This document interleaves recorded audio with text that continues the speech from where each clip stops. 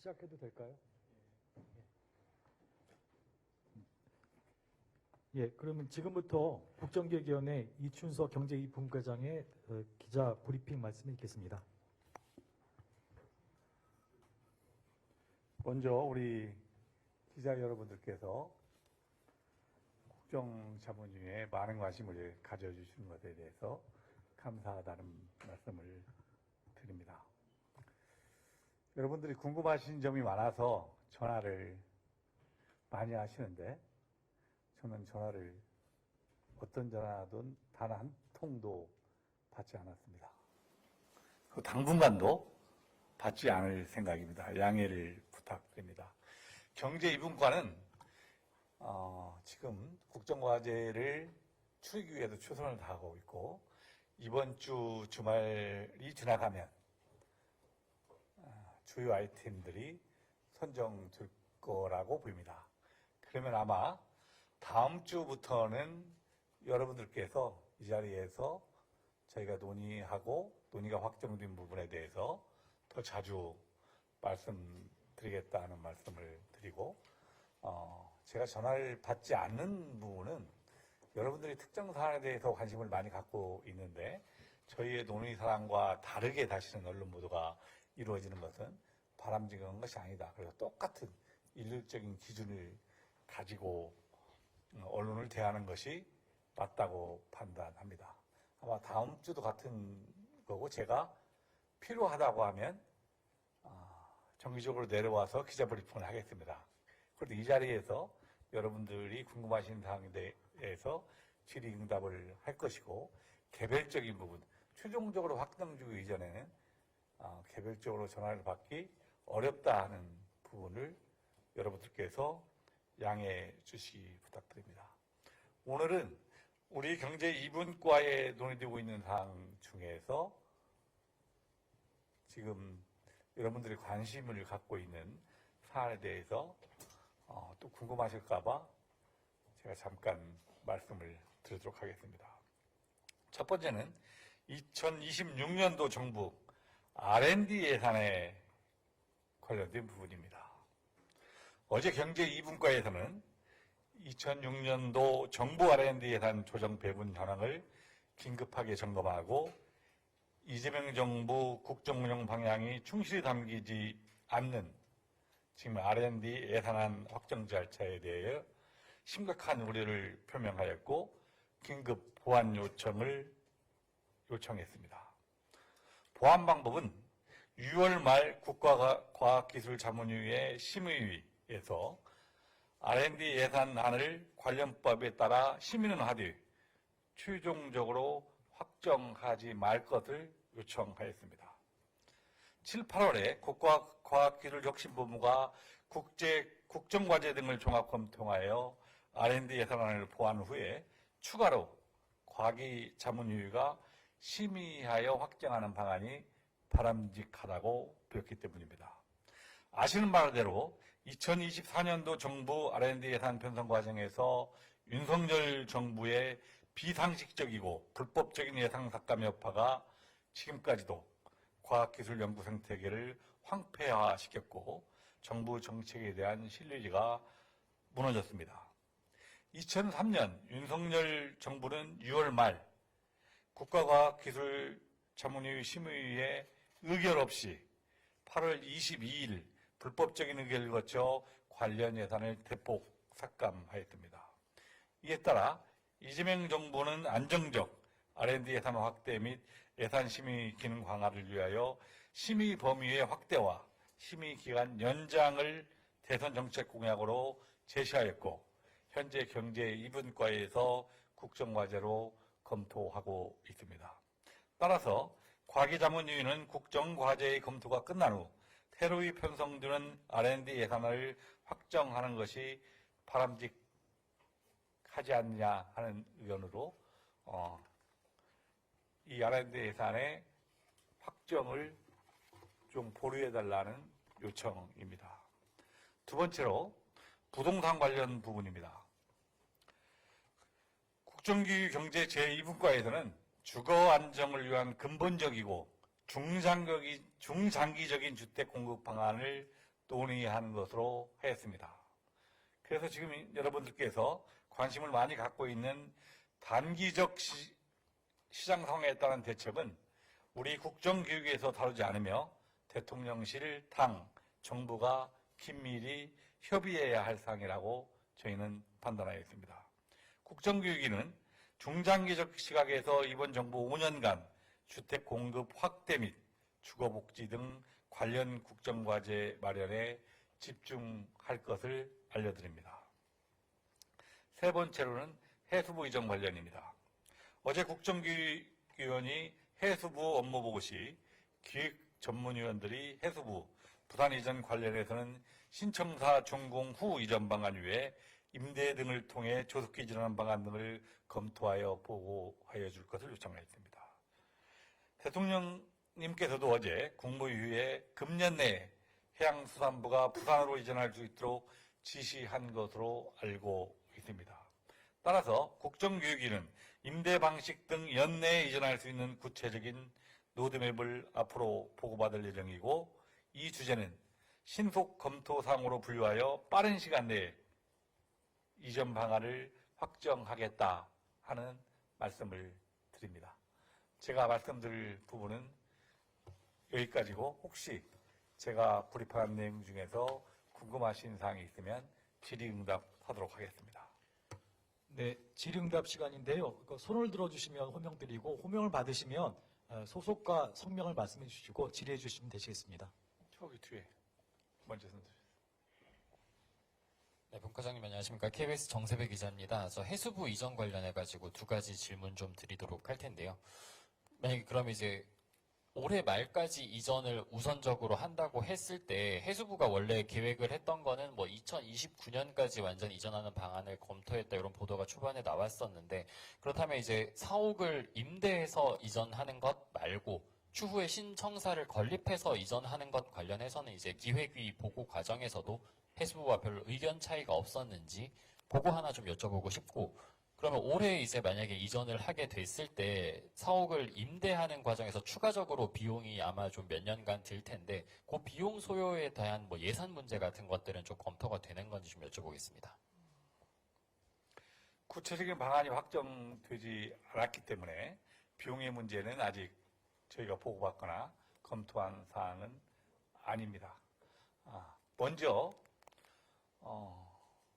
임대 등을 통해서 해수부의 주요 기능들이 다 이전되고 그 후에 신청사를 건립하는 문제를 포함해서 같이 검토를 하겠습니다. 해수부의 이전뿐만 아니라 다른 부분들, 저희 이재명 대통령께서 약속하신 부산과 관련한 다른 부분, 예를 들어 북극 항로 개척이라든가 H명을 비롯한 본사 이전이라든가 이런 부분들과 포함해서 이 해수부와 긴밀히 논의해서 그 이전 방안을 확정시키겠다 하는 말씀을 드리고요.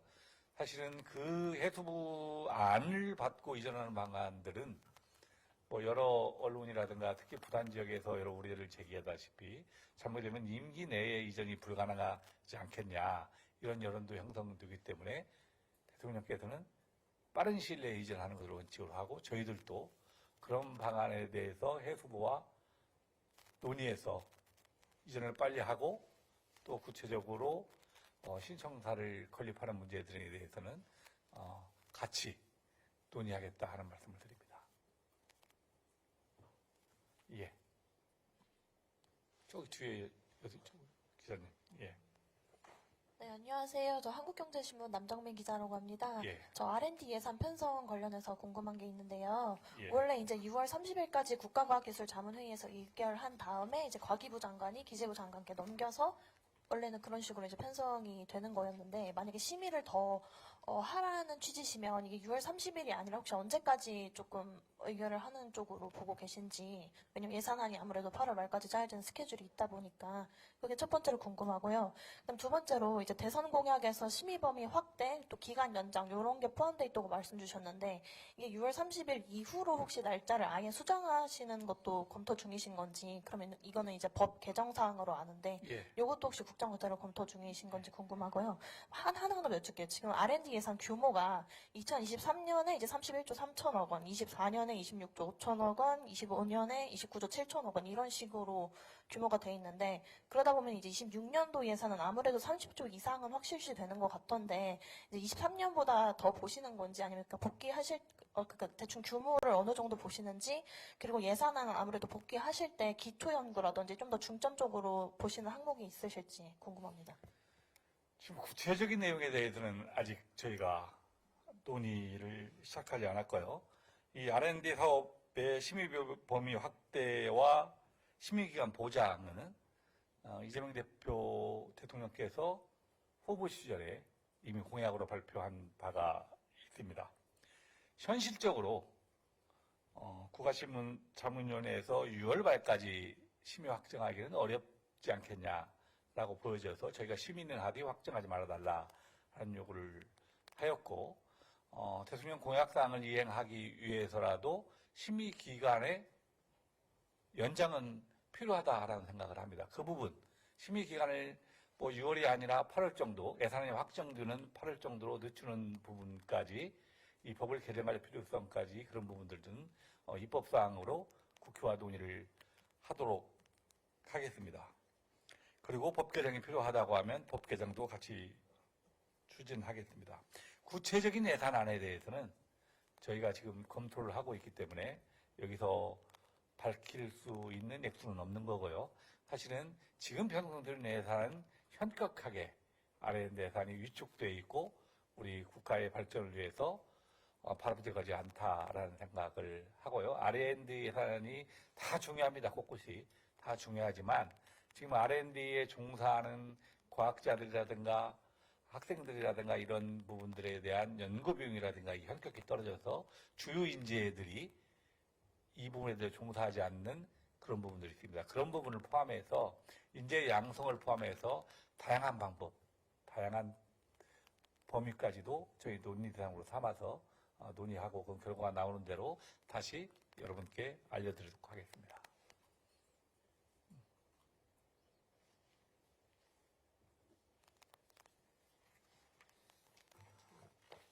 네, 전자신문 최기찬 기자입니다. 아까 나왔던 질문하고 좀 비슷한 질문인데요. 지금 이제 이재명 정부의 R&D 예산 편성 관련돼서 기조와 다르다 이렇게 말씀을 하시는데 좀 어떤 기조를 가지고 예산 편성에 좀 신경을 쓰고 있는지를 좀 먼저 밝혀주셨으면 좋겠습니다. 이재명 대통령께서 후보 기간에 몇 가지 약속한 부분들이 있습니다. R&D 예산과 관련해서.